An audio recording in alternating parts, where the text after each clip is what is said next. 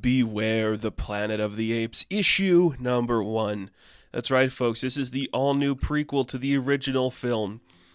It answers the burning questions everybody was asking. What happened before Taylor landed in the Planet of the Apes? We've been waiting years for that answer. I know it's been explored in other media.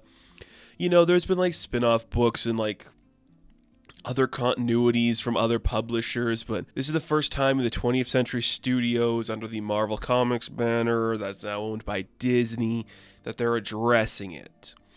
So this, I will say, is probably like continuity to that. I'm saying loosely because I don't think the Alien books are in continuity and I don't think the Predator books are in continuity. But it is a prequel to the original film. It answers the questions we've all been dying to ask. I joke, but I don't know. Is there something to be excited about here? Maybe. Maybe there's something interesting to explore here. I don't really know. Personally, not really. So if you don't know the events of the previous movie, I don't know why you'd be reading this book, but they're in the, the credits page if you want to be like, in 1972, astronaut Taylor came down to this planet. He thought it was a different one, but it's actually Earth, and everyone was different. And then it talks about Nova, because Nova is like the central character of this book. Why? I couldn't tell you. So this issue opens up with like a flashback, and we see like old comic book art. Now, I'm not sure if this is from the original Planet of the Apes books that I guess Marvel would own the rights to now. I'm not sure, but we kind of follow like the original comic book telling of Taylor landing just to emphasize that we're seeing something that happens before that. So we cut to the present, which is actually the past from Taylor landing. And General Ursus has tracked down like a settlement of humans. His people go to kill them. Nova trips and she is found by Lucius. You remember Lucius? The brash nephew of Zira, who is just kind of like, he's a kid, never trust anyone over 30. He finds this girl and helps her out from being attacked, so he like gives her a place to hide. He runs into General Ursus and he's like, who are you talking to, kid? He's like, what? Nobody, I just found like a cool plant.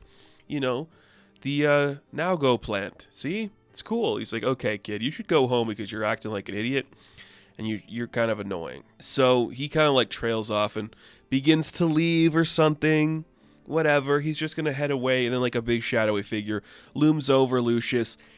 It looks like he's been kidnapped by like a bigger ape or something. We'll get to what that could be in a minute here. But then we cut back to Ape City, and it's Cornelius and Zira, and so they're together, and Zira's like, have you seen Lucius? He hasn't been here in a while. I haven't seen him all day. I feel like something happened to him. We should hope he's been seen.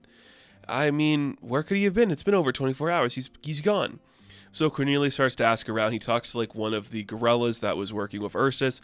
Yeah, we saw him the other night. He was on like doing something. I think he helped like a human escape. And if he did that, I'd lock him up. But I have no proof he did that. But if he did, I'd lock him up. So where did you see him? Now Cornelius goes to see if he can find Lucius. He heads to the place where Lucius was last spotted. He hears some rustling in like the weeds underneath a big tree. Runs into Nova. Now this could open up like a dialogue if you're interested. As a Planet of the Apes fan, I'm talking to you. Are you interested in the preamble to Taylor showing up? Is there anything of interest in there? I mean, it does just like you could do something there that shows like the hypocrisy of the scientific development of Ape City and that kind of stuff. But do we really need to see everything going on with Zira and Cornelius and Lucius and Nova? I don't need to see that. It's not what I'd be like interested in reading in like a prequel book. I'd rather we go further in time, not like he's going to crash in like the next week or so. I'd rather we go further back and we see like even Zira as like the age of Lucius. That'd be a little more interesting.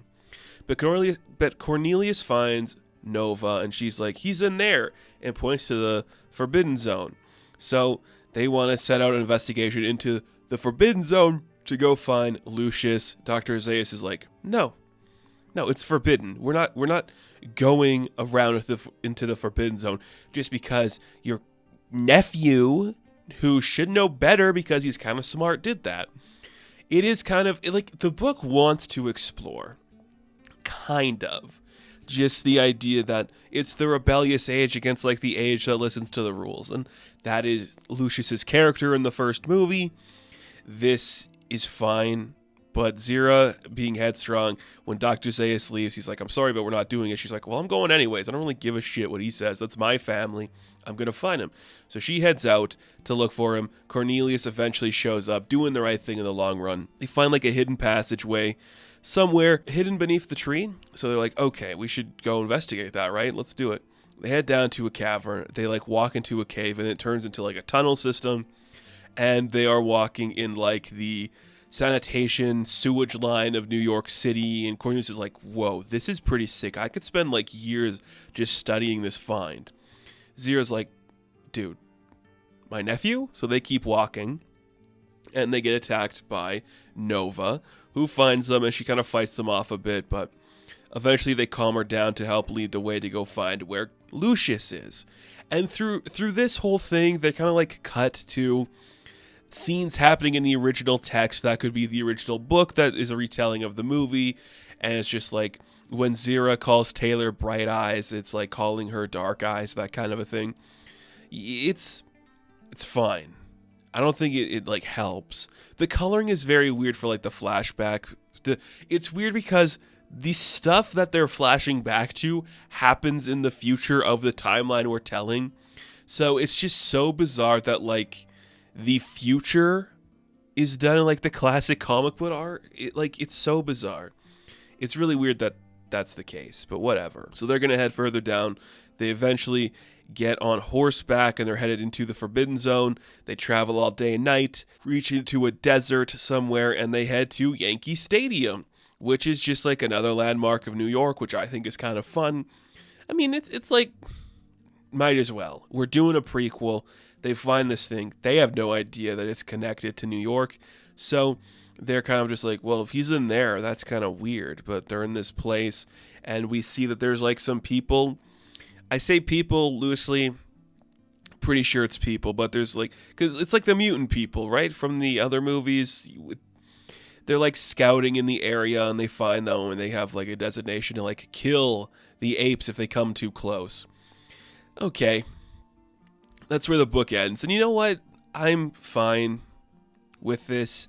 I wish I liked it more just because, like, I love these characters. I'm a huge fan of Zira and Cornelius. I think they're fun. I like most of their interactions with stuff. I mean, telling a prequel, though, like this close to the events of the original movie, it's like, sure. I guess that could be interesting. Is it? Is it? That's for you to decide. I don't think it is. The artwork's fine.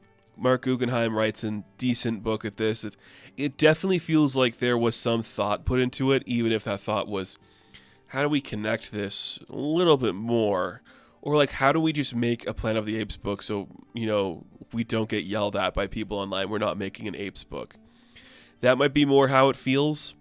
But I mean, it's fine. You know, I'll watch Zira and Cornelius do stuff. That's kind of what they did in the other movies. So, sure, they're active members of this world. Why not? What's the worst that happens? You get a fine book? Sure. So I guess they're going to fight some people. I don't know. Maybe it'll be different. So beware the Planet of the Apes issue number 1. I'm going to give a 6 out of 10. Now, thank you all for watching this review. Be sure to like and subscribe to the channel. As always, you can check me out on Instagram, TikTok, and Twitter. And of course, I will catch you in the next one. Have fun. Stay safe. Good luck.